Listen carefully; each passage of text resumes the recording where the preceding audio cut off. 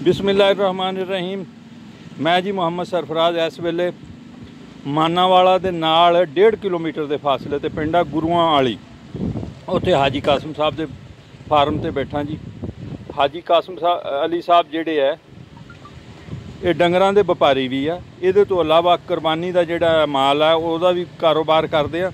अज असीं इन्हां तो इन्हां दियां ही गल्लां पुछणियां, यानी जो कुछ व्यापारी करदे आ। हाजी साहब सलाम अलैकुम। हाजी साहब जरा उच्ची बोलना जी। ये दसो, कुरबानी का अक्सर दोस्त टेलीफोन करते आ, मंडी गए बड़ा मोटा खरीदिया बकरा वैड़ा, घर आंदा एक तो पिछक जाता, दूजा घर आके ना पट्ठे खांदा ना पानी पींदा। की करते हैं व्यापारी लोग इन्होंने जी? असीं माल ही वो खवाने कि जिहड़ा मुड़ के पट्ठे खाण दे काबिल ही नहीं रहिंदे, यानी वो चीज़ां खिला देनियां पट्ठे खाण जोगे रहिंदे ही नहीं। अच्छा जी, वो की खिलाने जी? अज ये दसे जी। उन्होंने कणक सुक्की खवा देनी। अच्छा जी, सुक्की कणक। हाँ जी, चने सुक्के, पानी पिया देना उन्होंने, डबल कर देना बोतलों नाल, बेसन वाला पानी पियाना। उन्होंने मेदा असीं खराब करके बोतलां की सोडे दियां बनाने? नहीं जी, असीं बेसन दियां भर पियाने। बेसन दियां धक्के दे नाल उन्हां दे मूँह च सिट देनियां। सुक्के पानी दियां पियाने आ भी ये जाके पट्ठे अगले घर ना खाए, उत्थे जरा फुल जाए। अच्छा जी, बखाड़ा करके दे दईदा। असीं कुर्बानी उन्हां दी उत्थे कर दईदी, उत्थे कुर्बान हो जाते हैं। अच्छा, वो फिर बंदा की करे? असी तो साल बाद आम बंदे ने खरीदना हुंदा, मोटा देख के खरीद लेना हुंदा। जी, ਉਹਦਾ जी हाजमा दुरुस्त करने वास्ते नमक अपना अजवैन है जी, ये मिक्स करके उन्होंने दिओ। अच्छा, तुसी दसिया अजवैन ते नमक जी किन्ना किन्ना? वो जी एक चमच एक बकरे वास्ते, एक बकरे वास्ते 1 चमच अजवैन दा। हाँ जी। ते नमक किन्ना? वो भी एक अद्धा चमचा हो, अद्धा चमच नमक दा। ओनू की करना? ओनू जी पीस के बकरे दे अंदर करो। ओनू पी लेना जी चंगी तरह बरीक करके जी। ते ओहदे विच होर तां नहीं कोई शै पानी? नहीं, ओहदे कोई नहीं पानी। ओहदे तो बाद उन्हां च मैदा मजीद सैट करना है।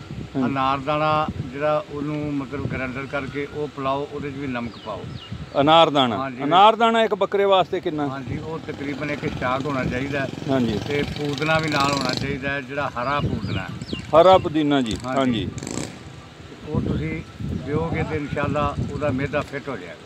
ਉਹਦਾ अच्छा, 1 चमच तो देता असी जवैन का, अद्धा देता लूण का बरीक करके जी।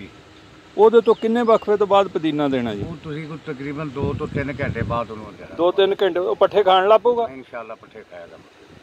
लो जी, आ टोटका बहुत वधिया ਲੱਭ ਗਿਆ। ਇਹ ਵੀ पता लग गया भी ਇਹਨਾਂ ਨਾਲ ਹੁੰਦਾ ਕੀ ਹੈ। अच्छा, एक होर गल ਜਾਂਦੇ ਜਾਂਦੇ ਦੱਸ ਦਿਓ जी, ਸਾਨੂੰ ਕਿੱਦਾਂ ਪਤਾ ਲੱਗੇ ਕਿ ਇਹ ਜਿਹੜੇ ਜਾਨਵਰ ਇਹਨਾਂ ਦੇ ਨਾਲ ਹੇਰਾਫੇਰੀ ਹੋਈ ਆ, ਅਸੀਂ ਇਹ ਖਰੀਦਣਾ ਜਾਂ ਨਹੀਂ ਖਰੀਦਣਾ? ਕੋਈ ਨਿਸ਼ਾਨੀ? ਜਿਹੜਾ ਬਾਤਾ ਜੀ ਜਿਹਦਾ ਪੇਟ ਬਹੁਤਾ ਫੁੱਲਿਆ ਹੋਇਆ ਨਾ, ਹਾਂਜੀ, ਉਹ ਤੁਸੀਂ ਕਦੀ ਨਾ ਖਰੀਦੋ, ਅਸੀਂ ਉਹਦੇ ਨਾਲ ਜ਼ਿਆਦਤੀ ਕੀਤੀ।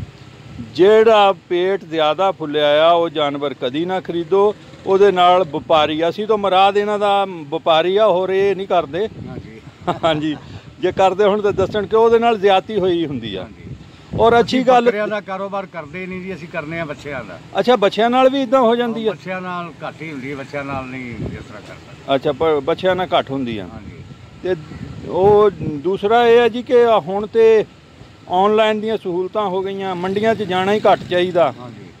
ते क्योंकि करोना गौरमेंट ने अज तो लॉकडाउन भी शुरू कर दिता है। जी जी, बहुत शुक्रिया हाजी साहब। मजीद कोई गल, कोई मसला होवे, किसी दे जानवर नूं होवे, खरीदने होण, हाँ जी, जायज़ मुनासिब कीमतां ने, हाँ जी, आके हर आदमी, हर भाई, छोटा बड़ा सब खरीद सकते हैं जी। वो तो हो गया, क्वालिटी का माल उन्होंने मिलेगा जी, जिहो जिहा भी चाहण के मिल जाएगा जी। ठीक हो गया, ठीक है। हाँ जी।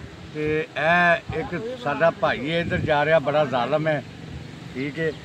ये मुलाजमां नूं बहुत तंग करदा है। कहते जी मुलाजमान नूं तंग करदा, हालांकि बेचारा आप बैठा रेड़े ते पट्ठे लैण चला। जे तंग करदा होवे ते फिर आप काहनूं बैठा होवे, आप काम करदा। अल कासिब हबीबुल्ला। हाँ जी। अच्छा हाजी साहब, एक होर गल दसो, जे किसी जानवर नूं हो जाए मसला, पट्ठे नहीं खांदा, पानी नहीं पींदा, टैलीफोन करके तुहानूं पुछ सकदा? इंशाअल्लाह पूरा इलाज दसांगे जी। बहुत शुक्रिया जी। पाकिस्तान जिंदाबाद।